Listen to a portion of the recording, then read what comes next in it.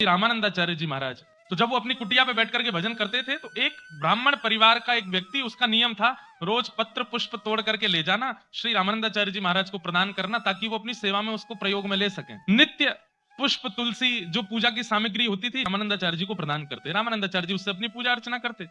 एक दिन वो ब्राह्मण बहुत अस्वस्थ हो गया, जा नहीं पा रहा था, तो उसने अपनी एक बेटी को कहा कि तुम चले जाओ।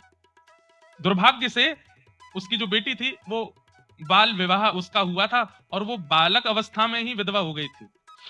पिताजी ने कहा कि बेटी आज पत्र पुष्प तुम दे करके आओ महाराज जी को। तो जैसे ही बालिका आई तो एक झीना सा पर्दा लगा हुआ था सामने। उन्होंने तुरंत अंदर से कहा, लाली पत्र पुष्प नीचे से दे दो बाहर। बालिका ने पर्दे के नीचे से पत्र पुष्प दे दिए। तो रामानंदाचार्य जी बोले, थोड़ी देर बैठो, कुछ प्रसाद देता हूं। अपने ठाकुर जी की आराधना करके ठाकुर जी को निवेदित किए गए जो पुत्र पुष्प थे उन्हीं को लेकर के कहा, बिटिया लाओ अपना पल्लू करो, हम देते हैं प्रसाद। अब उस बालिका ने जब पल्लू किया, पता नहीं रामानंदाचार्य जी के मन में क्या आया, और वो पत्र पुष्प देते हुए कह दिया, पुत्रवान भव। ये आशीर्वाद ग्रहण करते ही वो बालिका तो रोने लगी। बोले, तुम रो क्यों रही हो? तो रोते रोते उसने बताया, महाराज जी मैं बाल विधवा हूं, मेरा विवाह हुआ था पर मेरे पति चले गए, और आपने मुझे ऐसा आशीर्वाद दे दिया है कि अब इस आशीर्वाद को कैसे फलित होगा?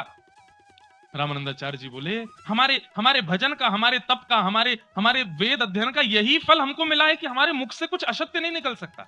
पता नहीं ठाकुर जी की कौन सी लीला घटने वाली है। पुत्री, अब ये बात निकली है तो पूर्ण तो होगी, तुम्हारे यहाँ पुत्र तो हो। बालिका तो रोते हुए वहां से भागी अपने वो पल्लू लेकर के। तब प्रहलाद जी ही श्री कबीरदास जी के रूप में पृथ्वी पे आए। कैसे आए? वो कन्या जो उसकी झोली में पुष्प पत्र डाल दिए थे उसको समेट करके घर की ओर जा रही थी, रो रही थी। मैं तो मुंह दिखाने लायक नहीं बची। पिताजी वैसे ही संकोच में रहते हैं कि मेरी पुत्री विधवा हो गई, अब ये संत ने ऐसा आशीर्वाद दे दिया है, इससे तो और ज्यादा कठिन हो गया, अब मैं क्या करूं। इतने में क्या हुआ, उसके हाथ में जो पल्लू था वो भारी होने लगा, इतना भारी हो गया, उसने जैसे ही हटा करके देखा तो पत्र पुष्प तो अंतर ध्यान थे, वहां एक छोटा सा बालक आ गए, श्री कबीरदास। अब तो वो कन्या इतनी घबरा गई, बोले अब क्या करूं मैं, ये तो और बुरा हो गया मेरे साथ, मैं किसको बताऊंगी, कैसे बताऊंगी कि ये कहां से मिला बालक। तभी एक सरोवर के किनारे वो कन्या गई और उस बालक को वहीं छोड़ दी और ठाकुर जी से क्षमा मांगने लगी, मुझे क्षमा कर दें प्रभु, मैं इसको स्वीकार नहीं कर पा रही हूं। सरोवर के किनारे छोड़ करके दया तो आ रही थी, लेकिन लोक लाज, सबसे बड़ा रोग क्या कहेंगे लोग,